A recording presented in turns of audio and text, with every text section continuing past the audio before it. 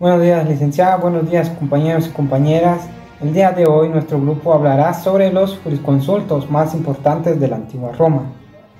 Nuestro grupo está conformado por Julio Chen Manuel, Aida Soralí de la Cruz Cruz, Yanira Estefaní Walip Q, Glenda Susana Figueroa Chup, Seidi Marily Coy Jor, Deina Stacy Chocó Delgado y mi persona Medardo Evelio José Méndez Montt.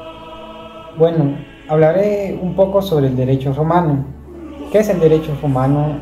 El derecho romano son todas las normas y leyes jurídicas que fueron aplicadas a los ciudadanos romanos desde la fundación de Roma en el año 753 a.C. hasta mediados del siglo VI después de Cristo, cuando el emperador Justiniano I reunió todas las compilaciones jurídicas previas en un solo ordenamiento jurídico llamado Corpus Juris Civilis. El derecho romano, reunido en el Corpus Juris Civilis, se convirtió en el texto legal más relevante de la historia y sirvió de base para la creación de ordenamientos jurídicos en todo el mundo. Además, fue un punto de referencia para la evolución de las ciencias del derecho. Ahora hablaré sobre los jurisconsultos. ¿Qué son los jurisconsultos? Bueno, en Roma los jurisconsultos eran personas estudiosas y conocedoras del derecho, y que al principio de la República de Roma, todo aquel que gozase de cierta fama doctrinaria, jurídica, podía responder a las preguntas que se le hacían, pero sin formalidad alguna. Pero poco a poco se pasó de ser un valor doctrinal a base de numerosas sentencias conforme a la doctrina de los jurisconsultos, y pasó al mundo legal como una especie de derecho consuetudinario y sirvieron de suplemento a la legislación, dando paso a origen de importantes instituciones jurídicas. A todas estas leyes se añadieron las aclaraciones de los jurisconsultos más célebres, autorizados para poder contestar e ilustrar ciertos puntos dudosos del derecho, a cuyas decisiones habían de atenerse los jueces. Esto era una cosa precisa, atendiendo la necesidad que había de sacar las leyes del caos y de la confusión en que estaban. Y en ella se produjo una clase de gentes estudiosa y dedicada a la filosofía, los cuales fueron haciendo de esto una profesión. Bueno, ¿cómo se originó? Pues se origina después de que la institución del patronato entre los patricios dio paso a que en Roma la profesión de los jurisconsultos era uno de los deberes del patrono, en la cual debería de explicar a las leyes a sus clientes y defender sus derechos en los litigios. Tito Curoniano, según algunos historiadores, fue el primero que emitió sus opiniones y aconsejó acerca de los asuntos forenses a todos aquellos a que a él acudieron. Posteriormente dejó de ser la jurisprudencia, de ser patrimonio de los patricios, y cualquiera podía ser jurisconsulto, hasta que Augusto restringió el ejercicio de la profesión y concedió a un número limitado de jurisconsultos el derecho de interpretar las leyes y dar decisiones. Ahora bien, los estudios que realizaban los jurisconsultos eran de gramática, literatura griega y filosofía, y posteriormente ya en sus prácticas se realizaban acompañado de un jurisconsulto célebre. Los jurisconsultos conocían más perfectamente las aptitudes, principalmente para la interpretación y explicación, y también ciertos conocimientos especiales, especialmente del jus sacrum y fórmulas solemnes que se empleaban en los tribunales. Cabe destacar que hubo dos grandes escuelas de jurisconsultos en Roma, la cual era la de los proculerianos. Esta escuela se caracterizaba por lo siguiente: ya que su fisonomía era filosófica y estoica. También admitía como base del derecho los principios eternos de la razón y se guiaban por deducciones severas y absolutas que pretendían a considerar como iguales todas las infracciones a la regla. Ahora, la otra escuela eran de los sabinianos. Estos fueron más tradicionales en su actividad jurídica y más cercana al poder político, ya que se caracterizaron por ser conservadores, metódicos y defensores de la autoridad imperial. Estos eran apegados a la tradición, orientados al derecho estricto, naturalista, y fundaban sus resoluciones en autoridad de lo histórico y transmitido. Por eso son conservadores. Y antes de decidir, examinaban sus criterios dados en la tradición jurídica, pero tomando en cuenta los factores actuales. Entre estas escuelas sostuvieron grandes debates doctrinales y oposiciones racionales de gran nivel académico, hasta aproximadamente en finales del siglo II e inicios del siglo III de nuestra era, en el que sus divergencias conceptuales fueron desapareciendo y finalmente termina de tener relevancia la afiliación a una u otra. Entre las actividades de los jurisconsultos podemos destacar 4, en la cual el primero es el respondere, que es más que responder preguntas que se les hacían sobre el derecho.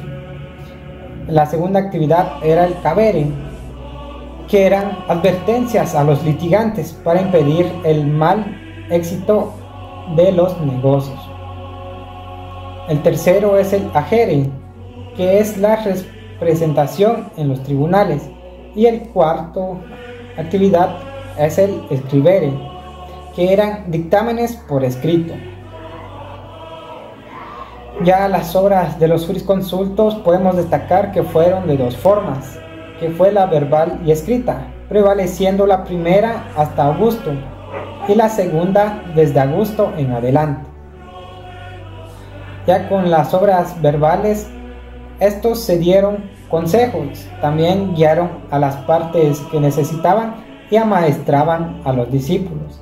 Ya en la parte escrita, ordenaron por modo elemental y minucioso sus obras, ya que eran profundos y sintéticos y eran variados en el principio del derecho, llegando a ser de prestigiosa altura científica. Y aunque desde el punto de vista de la abstracción no pusieron mucho empeño en formular sus máximas definiciones, y también descubrieron con perspicaz mirada todos los elementos de cada uno de los casos y normas jurídicas de estricto derecho y de equidad relativa a ellos, coordinándolos por admirable modo. Ya entre sus variedad de escritos podemos destacar que están las llanas y elementales, que estas son las formas de algunos escritos, como por ejemplo las instituciones. También están las enchiriata, también las definiciones, entre otros. Otros escritos son concisos y profundos, como por ejemplo el Libri Iuris Civilis. Otros también tratan de todo el derecho, o de una gran parte de él, y otros escritos de instituciones singulares, como por ejemplo el de Dotibus o el de Fideicomisis, entre otros. Algunos otros también comentan fuentes generales, como el de las 12 tablas, y otros escritos fuentes especiales. Entre estos están el de Ad Legem Juliam et Papiam, también están el de Ad Legem Falcidiam. Algunos escritos están dedicados a la enseñanza, como por ejemplo el de las instituciones, las de regulae, las de disputaciones y las de cuestiones. Otros escritos están hechos para la práctica, como los de Responsa o las Epistulae. Algunos escritos trataron de algunos cargos públicos, como por ejemplo el de oficio, el de proconsulis o el de oficio praesidis. Ya los últimos escritos podemos mencionar que eran originales y otros comentaban escritos de los precedentes jurisconsultos. Ahora les dejo con mis compañeras y compañeros que hablarán sobre la vida de los jurisconsultos más importantes de Roma. Saludos a todos, bienvenidos a un aprendizaje más para el curso de Derecho Romano. En esta oportunidad pues les voy a hablar sobre la vida de Emilio Papiniano. Es un jurisconsulto que es oportuno hacer mención de los que él se hacía acompañar para esa época. Se hacía acompañar del jurisconsulto Cayo, Julio Paulo, Domicio, Ulpiano y Modestino. Muy bien, estos son personajes estudiosos y conocedores del derecho. Nos vamos a centrar sobre la vida de Emilio Papiniano. Emilio Papiniano se dice que es un jurisconsulto que vivió en el año 142 al 212. Vivió durante los siglos II y III después de Cristo. Nacido en la provincia de Roma, repito, es un jurisconsulto de prestigio, jurisconsulto autorizado para administrar la justicia en Roma. Jurisconsulto que también pues, es reconocido porque se dio cuando se dictó la ley de cita de 426. Es más adelante vamos a hablar lo que realmente que dicta esa ley de citas sobre la vida de Emilio Papiniano. Muy bien, vamos a empezar o hacer mención de una frase muy importante de este jurisconsulto y dice: es más fácil cometer parricidio que justificarlo. Más adelante pues, les voy a explicar o en el momento el por qué este jurisconsulto mencionó dicha frase. Es importante pues también pues cada personaje que vivió en esa época pues también hizo obras. Pues, en esta oportunidad les voy a hacer mención de las obras de este jurisconsulto Emilio Papiniano. Las obras más importantes podemos mencionar de cuestiones de 37 libros escritas durante el año 198. Están las Responsa escritas en el año 204, la fecha de su muerte.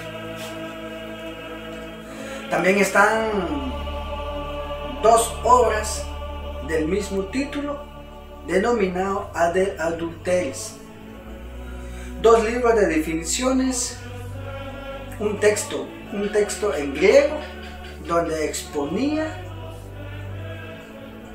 las obligaciones de los magistrados y de los funcionarios de la época de la antigua Roma. Como bien sabemos hoy en día, pues algún personaje o alguna persona estudioso del derecho, hablamos de algún abogado que se da a conocer por ser una persona con buenos principios y de ayudar a las personas como establece el Código de Ética Profesional de Abogados y Notarios, pues a este personaje se dice o se habla de la estatua que lo conservan en el tribunal. Al hablar en el tribunal, pues lo podemos encontrar la estatua de él al momento de ingresar al tribunal. Se según la teoría, dice que se encuentra en la fachada de dicho tribunal en la antigua Roma. ¿Por qué? Porque lo recuerdan por ser un jurisconsulto con buenos principios. Ahora bien, ya hablando del tema del tribunal, pues es ahí el lugar donde se llevaban las resoluciones en los tribunales, donde se encontraba un juez, y este famoso jurisconsulto de Emilio Papiniano pues se hacía acompañar al momento de llevar a cabo algún caso. Les voy a mencionar el nombre de los jurisconsultos que se llevaban a cabo dicha actividad. Les hago mención de Gallo, de Paulo, Ulpiano y Modestino. Son los jurisconsultos que se hacía acompañar este señor Emilio Papiniano al momento dictar alguna sentencia o de darle la resolución de alguna causa, según dice la teoría. Muy bien. Pues en eso entonces pues ellos se reunían y daban cierto comentario o opinión. Ahora es acá donde yo les decía en la ley de citas 426, pues ahí dice que se debe de tomar en cuenta lo que es la opinión del jurisconsulto de Emilio Papiniano. Toda vez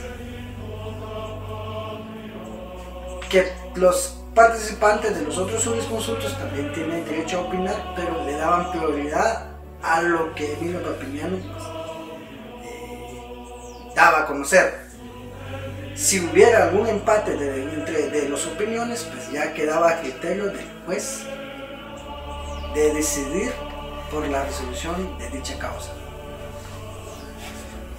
Muy bien, algunas cualidades de los jurisconsultos, pues les voy a hacer mención de las cualidades del jurisconsulto Emilio Papiniano. Entre ellos está una de las cualidades muy importantes, está la que es equitativa. A esto se refiere, pues, él velaba para que cada persona que él podía apoyar, pues, se hiciera de una manera equitativa, o de ver el estatus social de los que se veían involucrados en algún hecho. También podemos hacer mención de libertatis, que son las capacidades de las personas. Se habla de un testamentarum, se habla también de un peculium, que establece la moderación de los rigores de la patria potestas. Muy bien, ahí abarcamos todo las actividades. Esa era una de las principales actividades que llevaba que realizaba este señor Emilio Papiniano, y que se daba a conocer por sus cualidades que les mencioné. Muy bien, ahora pues hablaremos de la vida política. Emilio Papiniano, pues era un gran amigo, un gran allegado de Septimio Severo. Este es un emperador que vino y nombró a este jurisconsulto como prefecto pretoriano. A esto equivale a un viceemperador, encargado pues más de venir y velar por la justicia. Este emperador pues lo hizo con el fin de ver y de velar que este jurisconsulto de Emilio Papiniano velar para mantener la paz entre los dos hijos de este emperador Septimio Severo. Pues, les voy a mencionar los nombres de los hijos. Está Caracalla y Quieta. Según la teoría dice de que Caracalla vino con el afán de quedarse con el poder, quiso atentar contra la vida de su propio padre. No logrando su objetivo, al momento que ya se le acercaba el momento de ser el emperador, pues vino y le dio muerte a su propio hermano. Según la historia cuenta que es enfrente de su señora madre. Muy bien, Todo esto fue en el año 212. Caracalla se nombra o es el nuevo emperador de Roma. Pero esto vino y le pidió al jurisconsulto Emilio Papiniano como encargado de la justicia, y le pidió a Emilio que hiciera un discurso donde pronunciaba sobre la muerte de Geta, donde se hacía público sobre la muerte de su propio hermano. Pero un discurso, pues no un discurso bueno, pues un discurso donde venía y se negaba o se desmintiera el motivo de la muerte del hermano Caracalla, que es Geta. Vino el jurisconsulto Emilio Papiniano, se negó, y se podría decir a dicha orden. Otra comparación que podemos hacer en la actualidad, pues no podemos venir y si nos dan alguna orden ilegal y deber cumplirlo, no. Toda vez que nos den una orden legal, es ahí donde sí debemos de cumplirlo. A todo esto, pues este jurisconsulto Emilio Papiniano se negó a dicha orden, que la lógica se dice que es una orden ilegal. A causa de eso, pues se ordenó la muerte de Emilio Papiniano en el año 212. Caracalla es el nuevo emperador. Caracalla, pues se dice que pasa la historia por dos cosas. Uno, por el edicto del año 212. Segundo, pues no es más por ordenar la ejecución del famoso y prestigioso jurisconsulto Emilio Papiniano en el año 212. Muy bien, entonces como podemos finalizar, es lo que podemos encontrar sobre la vida del jurisconsulto Emiliano Papiniano.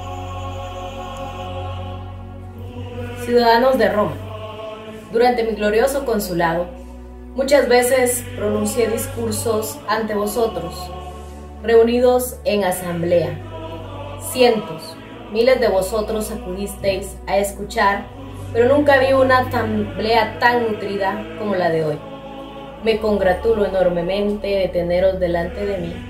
Todos sabéis quién es el enemigo de la patria. Marco Antonio, Marco Antonio. Así es. Marco Antonio es nuestro enemigo, el enemigo al que debemos batir. Él quiere destruir nuestras instituciones, él quiere destruir nuestra república. Debemos luchar contra él por todos los medios. Con la palabra sí, pero si es necesario con las armas.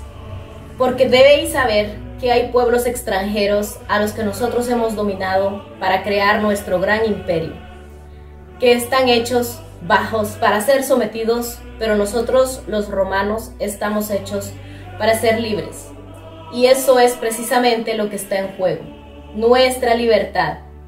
Debemos luchar ahora por la libertad para no caer en la esclavitud. Debemos acabar con Marco Antonio. Unas palabras semejantes a estas fueron pronunciadas por Cicerón la tarde del 4 de enero del año 43 a.C. El día anterior había cumplido 63 años. Fueron las últimas palabras recogidas pronunciadas por Cicerón ante una asamblea del pueblo. Unos meses más tarde, Cicerón moriría asesinado, precisamente por los esbirros de Marco Antonio. Vamos a hablar de Marco Tulio Cicerón. Iniciaremos con su biografía. Marco Tulio Cicerón nació en Arpino el 3 de enero del año 106 a.C. Fue un jurista, político, filósofo, escritor y orador romano. Es considerado uno de los más grandes retóricos y estilistas de la prosa en latín de la República Romana. Reconocido universalmente como uno de los más importantes autores de la historia romana, es responsable de la introducción de las más célebres escuelas filosóficas helenas en la intelectualidad republicana, así como la creación de un vocabulario filosófico en latín. gran orador y reputado abogado, Cicerón centró mayoritariamente su atención en su carrera política. Constituido en uno de los máximos defensores del sistema republicano tradicional, combatió la dictadura de Julio César haciendo uso de todos sus recursos. No obstante, durante su carrera no dudó en cambiar de postura dependiendo del clima político que se le pareciera. Es fruto de su carácter sensible e impresionable. Era propenso a reaccionar de manera excesiva ante los cambios. El escritor Asinio Polión escribió de él: ojalá hubiera sido capaz de soportar la prosperidad con mayor autocontrol, la adversidad con mayor energía. Tras la muerte de Cicerón, se convirtió en enemigo de Marco Antonio en la lucha del poder. Siguió atacándolo en una serie de discursos. Fue proscrito como enemigo del Estado del Segundo Triunvirato. Consecuentemente fue ejecutado por soldados que operaban a nombre de este triunvirato en el año 43 a.C., interceptado durante un intento de huida de la península italiana. Vamos a hablar sobre su vida. Marco Tulio Cicerón tuvo una formación, él nació el 3 de enero, como les había comentado, del año 106 a.C., en un municipio localizado a kilómetros de la capital, bajo un seno de una familia plebeya. Electoralmente pertenecían a la tribu Cornelia. El padre orador era un caballero cuya delicada salud imposibilitaba la realización de cualquier aspiración política, a causa de lo cual decidió permanecer en el campo, donde se dedicó a la literatura. De su madre conocemos que su nombre era Elvia, la certeza de la pertenencia a una gens notable que contaba con 2 pretores y una temprana muerte. Cuando era niño, lo enviaron a Roma para estudiar Derecho, con los más importantes letrados del momento, como Escévola, entre cuyos alumnos se encontraban Cayo Mario, Sulpicio y Ático, o Lucio Licino Craso. Como los ciudadanos romanos, a los 17 años comenzó el servicio militar bajo las órdenes de Pompeyo Estrabón, padre de Pompeyo, durante la guerra social del año 91 al 88 a.C. Cuando este conflicto terminó, retomó sus estudios. A los 27 años contrajo matrimonio con Terencia, con quien tuvo 2 hijas, Tulia, que será esposa de Cornelio Dolabella en su tercer y último matrimonio, y Marco, nacido en el año 65 a.C. Haría su estreno como letrado ese mismo año en el Proquintio, sobre un problema sucesorio. En el año 79 a.C. pronunció el Prorrocio Amerino, en el cual había un ataque implícito al dictador Sila. La increíble actuación del orador, que posibilitó que Rocio resultara libre, le llevó a determinar que lo más prudente era apartarse de la ira de Sila durante un tiempo, por lo que marchó a Grecia en el año 79 al 77 a.C. Finalizando el periodo de formación retórica y filosófica, retornó a la capital en el año 77 a.C. ¿Cuáles fueron sus comienzos en su carrera política? Él empezó su carrera política en el año 75 a.C., cuando alcanzó el cuestorado, primer paso del cursus honorum en Lilibea, Sicilia. No obstante, en el año 70 a.C. es cuando empieza a ser reconocido a raíz de su juicio contra Verres.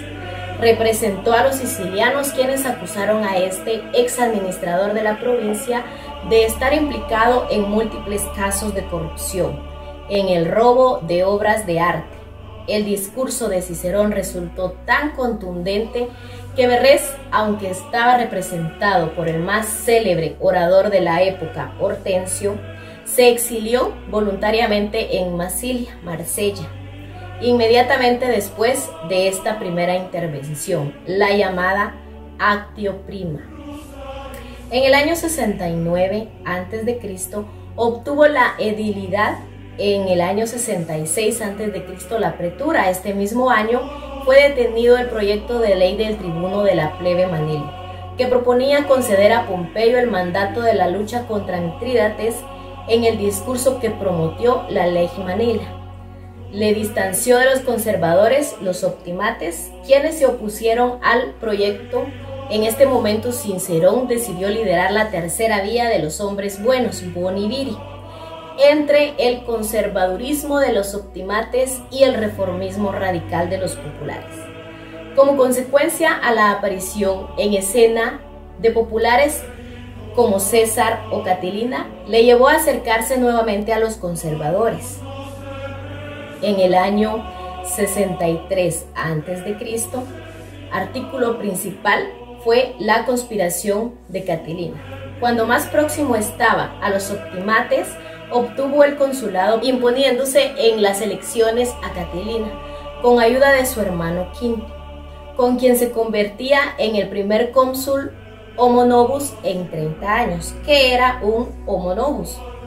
Fue la expresión usada en la antigua Roma para designar a los hombres que eran primeros de su familia en acceder al Senado romano, o más explícitamente en ser elegidos cónsules, lo que irritó a cientos de aristócratas, pues lo consideraban un advenedizo, porque hasta entonces lo más de la nobleza no podía ni oír, ni nombrar, ni juzgar, y juzgar sería como degradar el consulado si un hombre de esa esfera, aunque tan insigne, llegase a conseguir.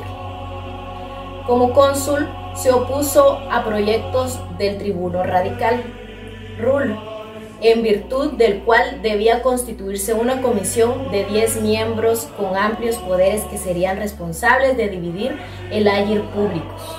Obtuvo la neutralidad del otro cónsul, muy vinculado con Catilina, Híbrida, al prometerle el preconsulado de la provincia de Macedonia para el próximo año. Su discurso supuso un rechazo de la proposición. Catilina, derrotado nuevamente en las elecciones consulares de octubre del año 63 a.C., decidió encabezar el golpe de estado del que Cicerón sería informado. En noviembre de ese mismo año denunció a Catilina en el Senado. Iniciaría su discurso diciendo: Quosque tandem abutere Catilina paciencia nostra. ¿Hasta cuándo, Catilina, abusarás de nuestra paciencia? Ese mismo discurso mantuvo una conocida sentencia del orador célebre incluso hasta nuestros días: o témpora, o mores, o tiempos, o costumbres.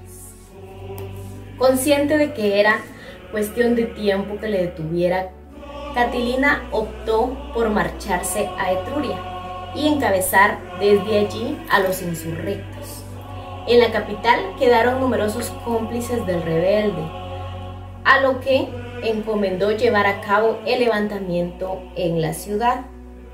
En noviembre de ese mismo año, Cicerón publicó una nueva catilinaria y declaró que no tomarían represalias contra los sediciosos que se entregaran en el acto. Ese mismo día, senadores aprobaron el Senatus Consultum de República Defenda, decreto adoptado en los tiempos de crisis que autorizaba a los líderes del Estado a reclutar tropas, combatir, contar con los recursos necesarios y convertirse en la máxima autoridad civil y militar. La crisis se acentuó cuando Sulpicio y Catón acusaron a Licinio Murena, cónsul electo para el año 62 a.C., de comprar votos. Era inviable cancelar el resultado de las elecciones y llevar a cabo otras nuevas, por lo que Cicerón decidió actuar como letrado de Murena, pro Murena, durante el proceso en el que ironizó acerca del inflexible estoicismo de Catón en situaciones extremas. Si todas las faltas son iguales, todo delito es un crimen. Estrangular a un padre no es más que ser culpable de la muerte de una gallina, expresó. Los conspiradores aprovecharon el proceso para comenzar el reclutamiento de hombres. Contaron con alóbroges con la promesa de concederles beneficios fiscales si iniciaban una revuelta en la Galia Narbonense, pero estos decidieron alertar a los senadores. Cicerón les ordenó que solicitaran a los traidores una copia escrita con las reformas a las que se comprometían, a lo que estos accedieron. Con estas pruebas tan evidentes, el cónsul denunció públicamente a los 5 conspiradores, entre los que se encontraban el excónsul y pretor Lentulio Sura. Uno de los debates, los senadores, inspirados por la Cuarta Catilinaria, ordenaron la muerte de los rebeldes, privándoles el derecho a un proceso. César propuso la cadena perpetua, pero la opinión de Cicerón, al que apoyó Catón, prevaleció. Catilina moriría poco después en Pistoia. En adelante, Cicerón quiso ser reconocido como el salvador del Estado. Catón le llamó Pater Patriae, padre de la patria, e intentó que los romanos no olvidaran nunca el modo en que actuó durante su consulado. La crisis. En el año 62 a.C., muerto ya Catilina, decidió retirarse momentáneamente de la política, dominada entonces por los radicales ambiciosos. Este paréntesis concluyó en el año 60 a.C., cuando declaró a su oposición al triunvirato que constituyeron César, Pompeyo y Craso en el año 59. Consulado de César y Líbulo, este intentó neutralizar al orador nombrándole comisario responsable del reparto de las tierras de Campania entre los veteranos que combatieron con Mitrídates. No obstante, Cicerón consideró que lo más prudente era rechazar el puesto. En marzo del año 58 a.C., sus adversarios políticos encabezados por Pisón y Clodio, en el que se enemistó durante un escándalo de la Bonadea en el año 62 a.C., le acusaron de asesinar ciudadanos ilícitamente durante su consulado y coaccionaron a los senadores para que decretaran su exilio en Dirraquio, Durazo. En agosto del año 57 a.C., Cicerón regresó a Italia gracias al apoyo de Milón e inmediatamente reanudó toda actividad política como letrado en los procesos contra Pluvio VI, Procestio y Celio, implicados en los disturbios provocados por las bandas de Clodio y Milón. Cicerón se obstinó en reconstruir su casa e incluso los senadores le indemnizaron con 2 millones de sestercios, pero recuperar los terrenos iba a resultar problemático, después de que Clodio erigiera un templo allí cuando presionó para que se eliminara el carácter sacrosanto del edificio. Clodio, que en ese momento era edil, le acusó de sacrilegio ante los ciudadanos y ordenó a sus hombres que impidieran el desarrollo de las obras e incendiaran la vivienda de su hermano. Finalmente, Pompeyo decidió intervenir para restablecer el orden. Cicerón correspondió el auxilio de los triunvirus con un discurso en el que apoyaba la ampliación de 5 años del preconsulado de César en la Galia que propuso Trebón, la Lex Trebona.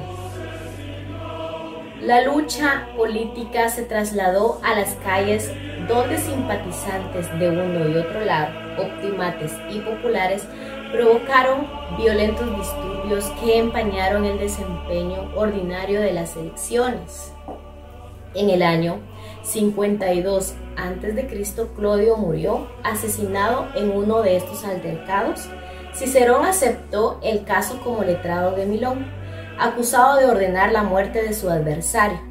No obstante, el clima político era tenso, que no pudo desempeñarse correctamente durante el proceso y perdió. Milón evitó la condena autoexiliándose en Massilia. Cicerón publicara años más tarde el Pro Milone, uno de los discursos más célebres del orador. Preconsulado en Sicilia.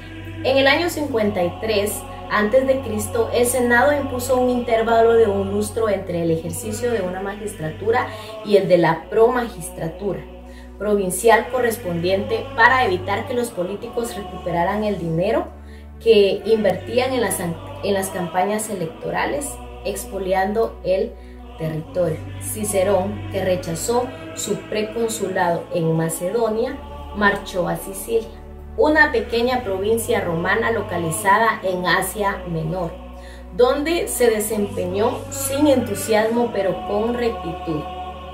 Lebert escribe de Cicerón: aprovechó la ocasión para poner en práctica su ideal de cómo administrar la provincia basado en la paz y la equidad, esencialmente tributaria. La guerra civil y la actitud frente al César. En el año 50 a.C., a su vuelta a la capital, una grave crisis política enfrentaba a César y a los conservadores liderados por Pompeyo. Cicerón se alineó con el Vicentino, intentando sin éxito no distanciarse en exceso de César. Cuando César comenzó la invasión de Italia en el año 49 a.C., Cicerón huyó a Roma como la mayoría de los senadores, escondiéndose en una de sus mansiones campestres. César, que pretendía reunir a los senadores moderados, le escribió y le visitó en su villa, poniéndole que volviera a la capital en calidad de mediador, a la cual Cicerón rechazó la propuesta, declarándose leal partidario de Pompeyo, con el que acabó reuniéndose en Epiro.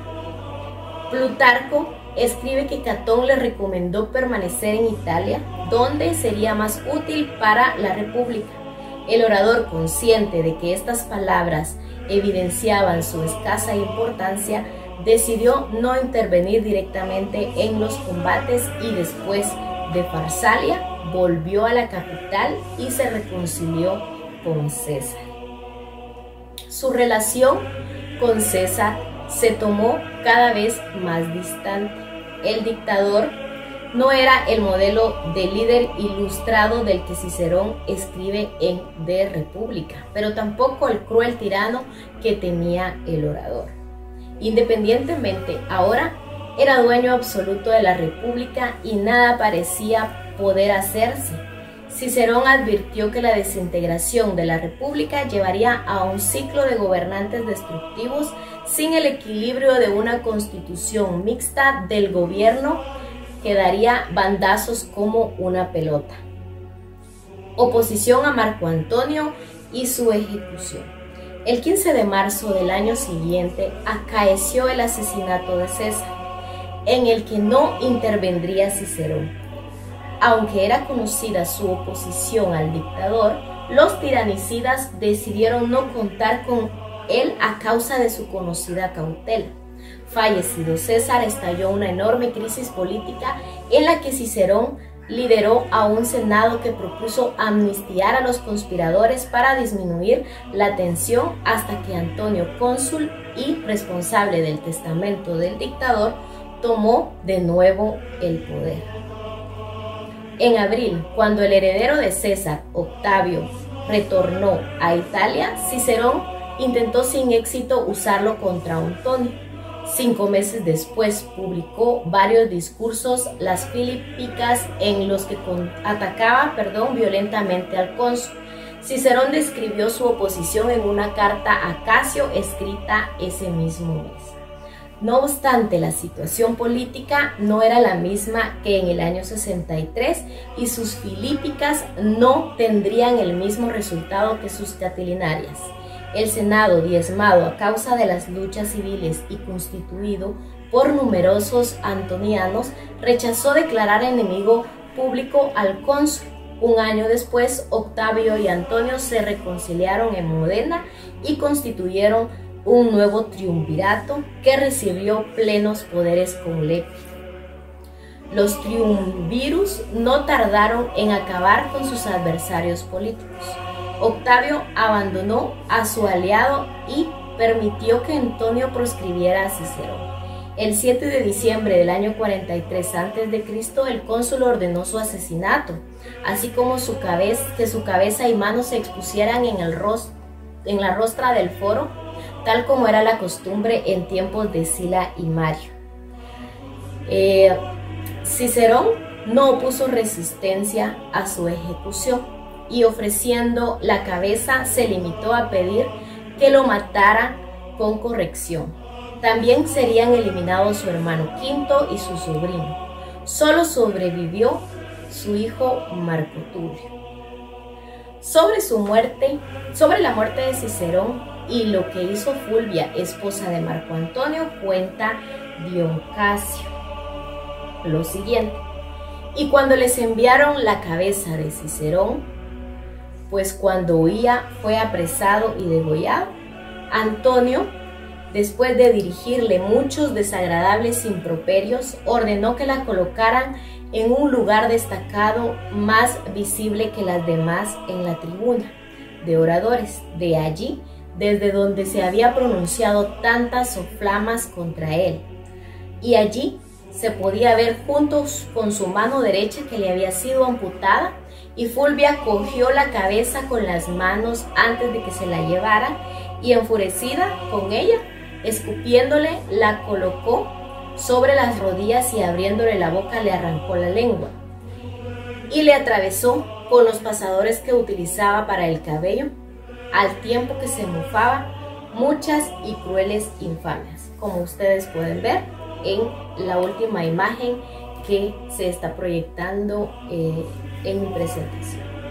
Gracias.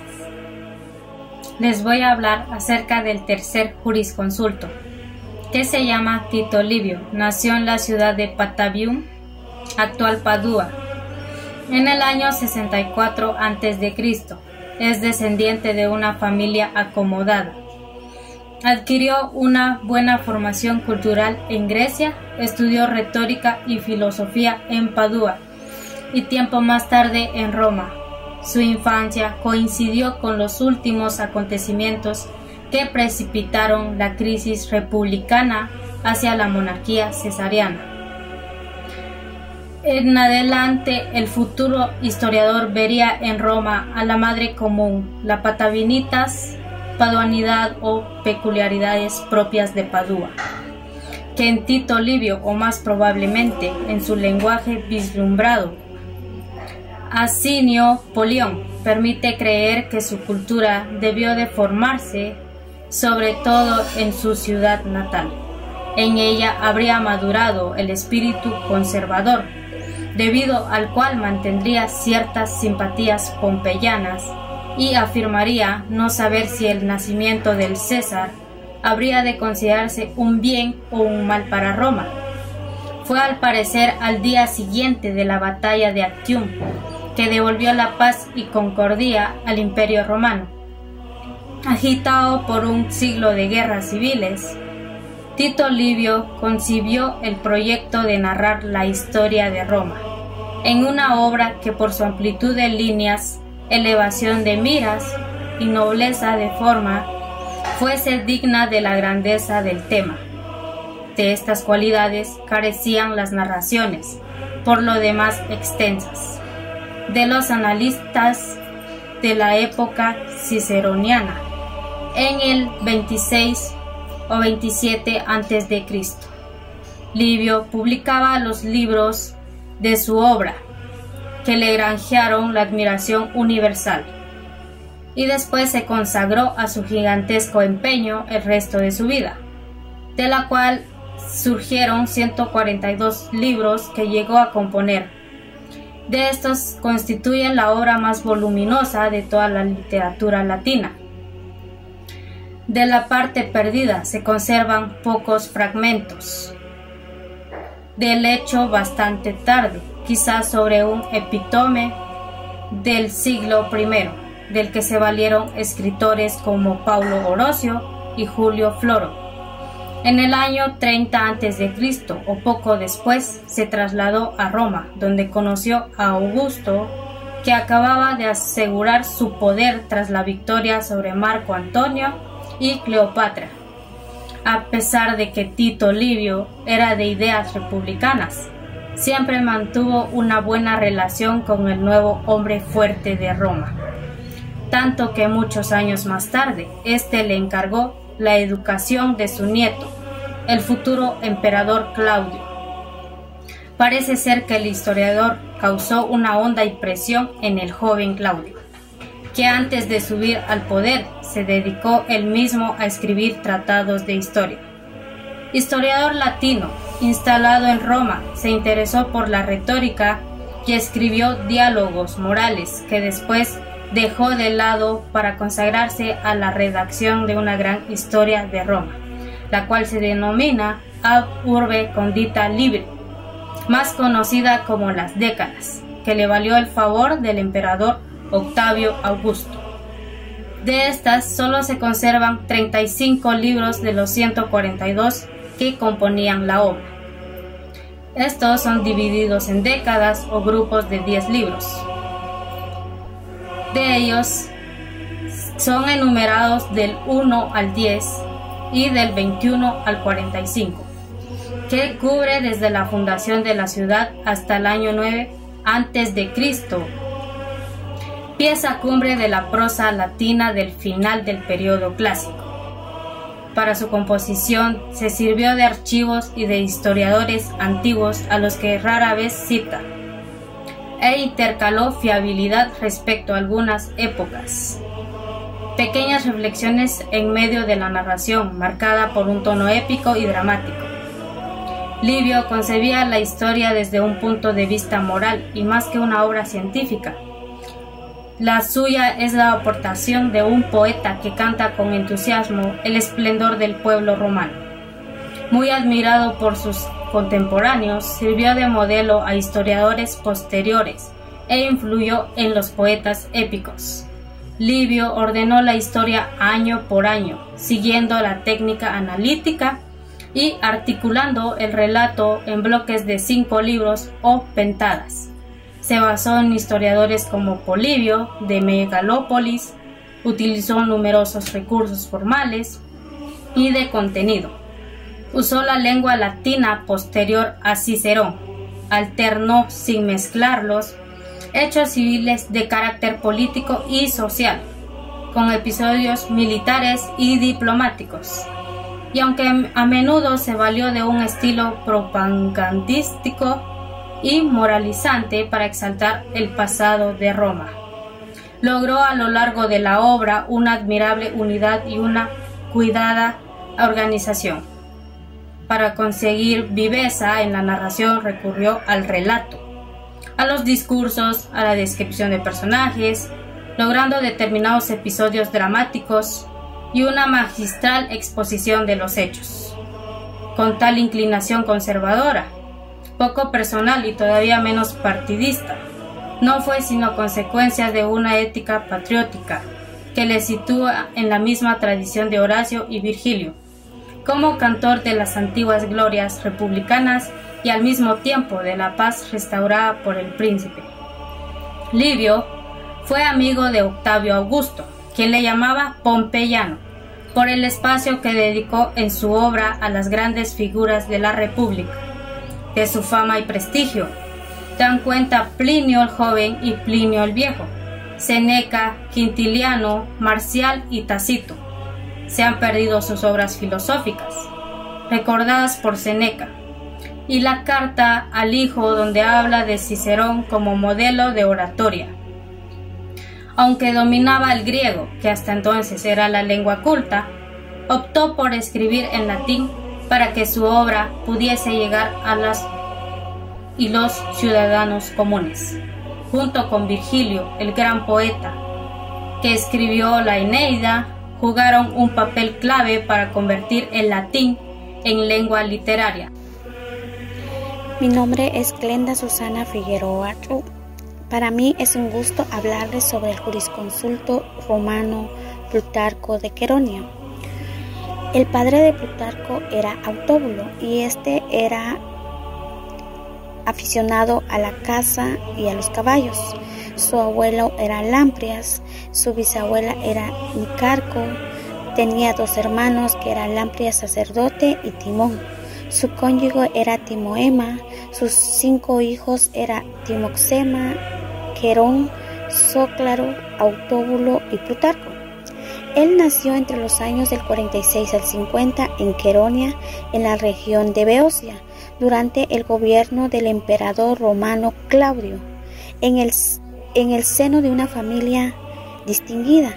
Gracias a la capacidad de su familia, Plutarco estudió en la Academia de Atenas, aunque fue encaminado en las matemáticas, pero él optaría por la ética. Al terminar sus estudios en Atenas, volvió a Queronia. Tiempo después, en el año 67, realizó sus estudios viajando en Alejandría y Asia Menor. Visitó Esmirna, donde a un centro importante de filosofía. Según se cree, Plutarco participó en los misterios del Eleusis. Plutarco ofició como sacerdote del oráculo de Delfos. Como magistrado representó en su pueblo a misiones a otros países. La ciudadanía romana lo optó por medio de su amigo Lucio Maestrio Floro. Esto sería un cónsul romano de quien por medio de su amigo optaría, quedando como nombre de Lucio Maestrio Plutarco. Según nos relatan los historiadores, así como el propio Jorge Cincelo, el propio emperador Adriano le nombró procurador de la provincia de Acaya. En Roma hizo amistades como el senador Julio Antíoco y Plinio el Joven. A pesar de todo, Plutarco siempre prefirió residir en su ciudad natal, en Queronia, donde toda su familia había vivido siglos atrás, y lugar donde murió sobre el año 120 después de Cristo. Ahora bien, vamos a hablar de las obras que Plutarco haya hecho. A pesar de tener múltiples obligaciones como sacerdote, como actividades políticas, pero su verdadera pasión era la escritura. Como escritor fue el representante del helenismo, fue escritor moralista, y entre las obras más importantes tenemos las Vidas Paralelas y Moralia. Vamos a hablar primero sobre Moralia. Bueno,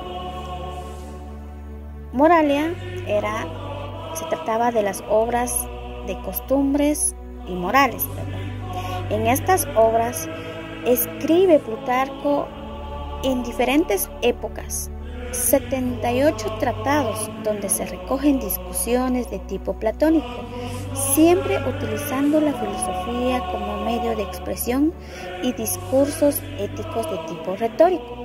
Moralia no fue el nombre de que Plutarco diera a sus relatos, sino como llamó el monje bizantino Planones en el siglo XIII. Al recopilatorio de textos dispersos de Plutarco, podemos decir que Moralia es un conjunto de textos dirigidos a distintos temas, donde encontramos parte de su biografía, pero todo bajo la forma de la ética y política. Eso serían las obras de Moralia. Y ahora vamos a hablar sobre la obra de Vidas Paralelas. Esta obra se trataba más que todo de 23 pares de biografías, tanto de vidas griegas como romanas, ¿verdad? Él trataba la manera de agruparlas en parejas, con el fin de realizar comparativas entre una figura y otra, y también cada cultura distinta. Entre su biografía más famosa se encuentra la vida de Alejandro, donde Plutarco describe sucesos y anécdotas que no encontramos en ningún otro relato. Una obra perdida, la vida de Heracles y Filipo II de Macedonia. Eso es lo que es la obra de Vidas Paralelas, pero también Plutarco no solo se quedó haciendo escrituras sobre esas dos obras, sino que también él tuvo escritos sobre teología, filosofía, ciencia. También tuvo escrituras sobre historia y también tuvo pensamientos filosóficos de Plutarco. Entre estos pensamientos vamos a mencionar que en el comienzo del siglo I después de Cristo, las corrientes intelectuales comenzaron a renovarse y en concreto una nueva corriente se basaba en los pensamientos de Platón, pero añadiendo nuevas características a esta nueva corriente del platonismo medio tenemos como una figura más representativa a Plutarco. Plutarco tenía una clara influencia del escepticismo y del neopitagorismo, firme opositor de las supersticiones. Sin embargo, sí acuñó una importante fe en las profecías o revelaciones. Su noción de Dios era de ser un ser bondadoso, aunque nunca mantendrá contacto con los humanos. Para Plutarco, la forma de llegar a Dios es mediante la meditación filosófica, llegando incluso a la ensoñación o lo que más tarde se llamaría éxtasis. Con estas manifestaciones conseguiríamos pequeños contactos con Dios. Cuando nuestra alma se libera es cuando Dios se convierte en su guía y en su rey, pasando al ser humano a depender de él. La concepción del mal que tiene Plutarco viene reflejada de sus reflexiones filosóficas, donde el mal existe, pero no con el origen en Dios, quien es bondad y considera que el mal es resultado del mundo y de quienes vivimos en él. Pues estos eran los pensamientos que tenía Plutarco con relación a lo que tenemos con Dios, ¿verdad? Solamente a esto ha sido mi exposición. Muchas gracias. El quinto jurisconsulto es Cayo Suetonio Tranquilo. Cayo o Gayo fue un historiador y biógrafo romano durante los reinados de los emperadores Trajano y Adriano. Este formó parte del círculo de amistades de Plinio el Joven y al final de la del mismo emperador Adriano, hasta que cayó en desgracia por enemistarse con este. Su obra más importante es La vida de los 12 Césares, en las que narra las vidas de los gobernantes de Roma, desde Julio César hasta Domiciano. Su origen y familia se sabe muy poco y exige comparar 3 fuentes, las cuales son las cartas de Plinio el Joven, los escritos de Helio Esparciano en la Historia Augusta y las obras de Juan Lido, además de prestar atención a las pequeñas indicaciones dadas por él mismo.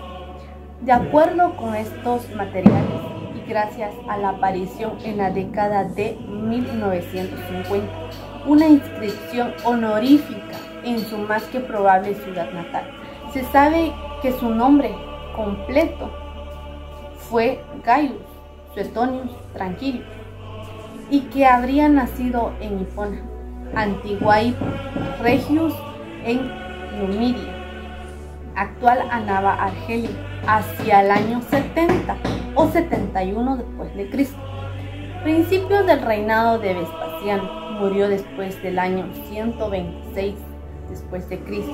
Su padre Suetonio Leto procedía del orden Encuesta, en latín Equites, y fue tribuno Angusticlavo en la legión 13ª. Combatió en el ejército de Otón en la primera batalla de Bedriacum, 69 y 70 después de Cristo, que ganó Vitelio y disponía de una acomodada situación. Aunque al pertenecer a tal clase, lo habitual habría sido que el hijo hubiera seguido la carrera del militar y luego de la administración fiscal. Suetonio no se decidió por ello y por el contrario, en tiempos de Domiciano 81 y 96, fue enviado a Roma para estudiar literatura, gramática, retórica, hasta llegar a ejercer como profesor y abogado en el año 97. Sus amistades y protectores fueron Plinio el Joven, quien le consiguió el Ius Trium Liberorum, exenciones concedidas a su padre de 3 hijos, y le habría además recomendado al emperador Trajano, gracias a lo cual pudo ingresar en la lubocracia imperial, desempeñando durante el reinado de este los cargos de superintendente de las bibliotecas públicas, en latín bibliotesis, y responsable de los archivos. Sirvió Plinio durante la estancia de este como gobernador de Ponto de Bitinia entre el año 110 y 112. Tras la muerte de Plinio, Suetonio tuvo otro gran valedor, Cayo Septicio Claro, prefecto del pretorio de Adriano. Este consiguió que el emperador nombrara a Suetonio secretario a Vespitulis, encargado de la correspondencia oficial, cargo de una gran categoría y confianza. Este puesto le proporcionó acceso a los archivos imperiales, a la correspondencia de César y Augusto, e incluso los testamentos de uno y otro, lo que sirvió para conferir veracidad a su obra de relato con información de primera mano, y posiblemente acompañó al emperador en sus viajes a Galia, Germania y Britania entre los años 120 y 122. Pérdida del favor del emperador. En 122, tanto él como Septicio cayeron en desgracia y se rompieron bruscamente sus relaciones con Adriano. El colofón de esta última y triste época supuso su expulsión de la corte. Parece ser que fue debido a haberse tomado demasiadas familiaridades con la emperatriz. Si bien otros autores sugieren que Adriano solo trataba de aislar a Sabina, a partir de este momento se retiró a la vida privada y se consagró a la labor literaria. Por más que los datos sobre su vida desde entonces fueron prácticamente nulos, ni siquiera se sabe con seguridad la fecha de su muerte, que en todo caso fue posterior al año 126. Su obra fue muy extensa, tanto en la lengua latina como en la griega, pero por desgracia de toda ella tan solo se han conservado dos obras, las primeras completas en su vida de los 12 Césares, de Vita Caesarum o de Vita Duodecim Caesarum, Libri 8. La segunda, en estado más fragmentario, es su De Virius Illustribus sobre los hombres ilustres, un compendio biógrafo. Del resto solo quedaban los títulos o algunos pasajes. El De Virius Illustribus agrupaba vidas destacadas, personalidades romanas, en 5 categorías, las cuales son: numeral 1, poetas a partir de Livio Andrónico; numeral 2, oradores desde Cicerón; y numeral 3, historiadores desde Salustio; numeral 4, filósofos romanos; y por último, el numeral 5, gramáticos y retóricos, de Grammaticis et Rhetoribus en latín, que sí se han conservado. Fue obra muy importante y San Jerónimo se sirvió de ella para anotar sus propias biografías de escritores eclesiásticos, pero no ha llegado muy incompleta y estragada, y que posiblemente formaba parte de su obra mayor, hoy perdida, su Patrum de Rebus Varis, que algunos creen que eran en realidad dos obras distintas.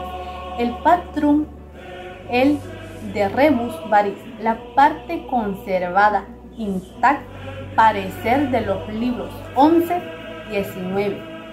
Es enteramente de su mano su vida de Tercio y quizá también la vida de Virgilio, Tribulo, Lucas, Lucano y Persio, a parecer más contaminadas, retocadas o refundidas por escritores posteriores. las de Horacio, Paciano Crispo y Plinio el Viejo, que por estas razones parecen como de autenticidad dudosa o interpolada. Suidas ofrece los títulos de otras obras perdidas, que se conservan fragmentariamente: un libro sobre las diversiones griegas, otro sobre las palabras injuriosas o de mal agüero, otro sobre los signos y abreviaturas en los libros, que parecen fruto de sus trabajos de bibliotecario, y otro sobre el de Pública de Cicerón, escritos al parece hablar al escritor latino y contradecir al fragmentario Dísimo de Alejandría, también bajo un título tan genérico como Roma, reunión a diversos de trabajo de sesgo anticuario, erudito y costumbrista sobre los juegos y luchas de los romanos, de su calendario y sus nombres vestidos, usos y costumbres. El gramático de Cesarea, Crisiano, del siglo VI, nos ha transmitido el título de obra suya de Institutione Officiorum en latín, compuesta cuando eran secretario de cartas del emperador Adriano. De Regibus constaba de 3 libros y se consignaba los reyes de Europa, Asia y África. Sobre las meretrices célebres, mencionado por Juan Lido, quizás estuviera escrito en griego. Servio mencionaba también de vitis corporalibus, sobre las enfermedades de cuerpo, que el alemán Martin Schantz cree que constaba de 12 libros. Gracias.